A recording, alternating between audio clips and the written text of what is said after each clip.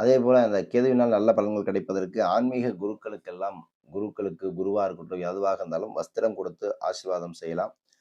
உணவு தானம் செய்வது மிக விசேஷம். கேது திசை நடப்பவர்கள் இந்த கேதுவால தான் எல்லா பிரச்சனையும் வருது அப்படின்னா, அஸ்வினி மகம் மூல நட்சத்திரத்துல யமகண்ட வேளையில வேப்ப மரத்துக்கு வந்து பார்த்தீங்கன்னா, நீர் ஊற்றி மஞ்சள் குங்குமம் வைத்து வழிபடும் பொழுது சந்தான பிராப்தி கண்டிப்பாக கிடைக்கும்.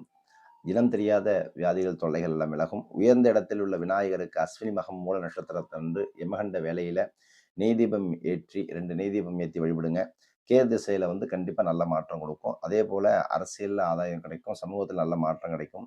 சித்தர்களுடைய ஜீவசமாதிக்கு நான் ஏற்கனவே நிறைய பேருக்கு சொல்லியிருப்பேன். சித்தர்களுடைய ஜீவசமாதி குரு வழிபாடு நிறைய பண்ணுங்க அப்படின்ட்டு. அஸ்வினி மகம் மூல நட்சத்திரத்தன்று 2 நெய் தீபம் ஏற்றி சித்தர்களை வழிபடும் பொழுது ஆசீர்வாதம் கண்டிப்பாக கிடைக்கும். கேது திசை முழுவதும் இது நல்ல நட்சத்திரம், நல்ல மாற்றம் கிடைக்கும். கேதுவால் யார் லாக்காகி உட்காந்துருக்கீங்களோ இவங்களுக்கெல்லாம் தொடர்ந்து செய்யுங்க. கண்டிப்பா வெற்றி உண்டு.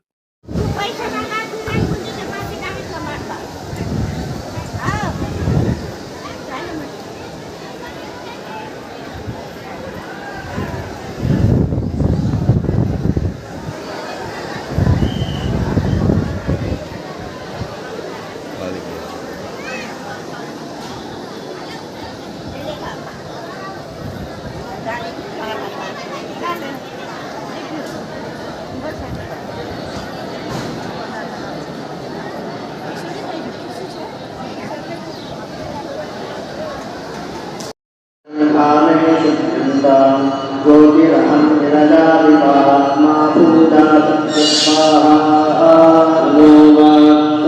धर्माविवेशित्यन्ता ज्योतिरहं विरजाविपात्मा पूजा विस्वाहा अव्यक्तभावेरहं ज्योतिरहं विरजाविपात्मा